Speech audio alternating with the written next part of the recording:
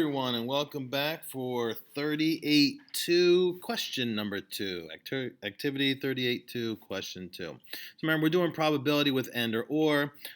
In order to do number 2, we still need the table that was on page 559, but unfortunately the question is on page 560. So in order to do this in your book, you're going to have to flip back and forth. But I have everything all together here. So we've already looked at the table. We kind of know what it has. So let's take a look at the question. Now, number 1, we did the probability that a contestant was female and under 21. In problem 2, we're going to change that and to an or. So now what we want to do is we want to look at the probability of a contestant being female or under 21. So if it is a female or under 21, the difference between and or was with and, both things had to happen. With or, they could either be female or they could be under 21, or they can be a female under 21. All right, so they could be either one of the two things, but they can also be both. So I don't want you to think that the only time you can use both is with the and, right? Or can also include both. So that's kind of what it says on the math tip in this page, is that it could be both female under 21 or female and under 21. All right, so don't think that the or doesn't also include the both.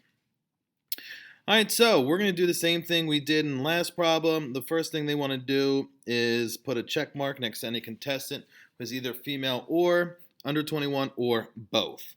So what I like to do is I'm going to do the same thing I did last time, actually. I'm not going to do what the book says.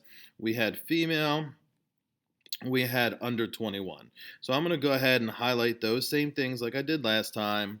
Under 21, I think there were 4 of them.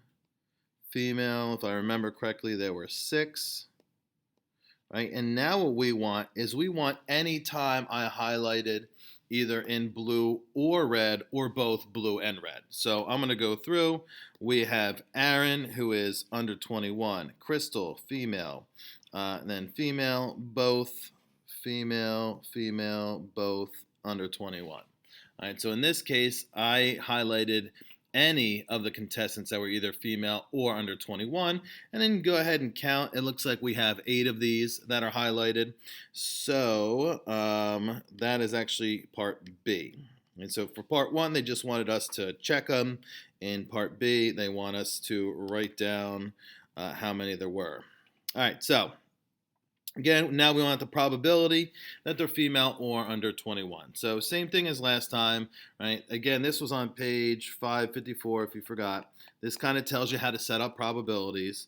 So we want the probability of female or, change this, I think we did female in blue, or under 21. And that's going to be 8 of those. All right, so we found out that there were 8 contestants that were either female or under 21 or both. And we know from the last problem that there were 12 total contestants. All right, so here we can take this and reduce it again. Whenever you're doing probabilities as a fraction, you got to make sure you can reduce. 8 and 12 have a common factor of 4.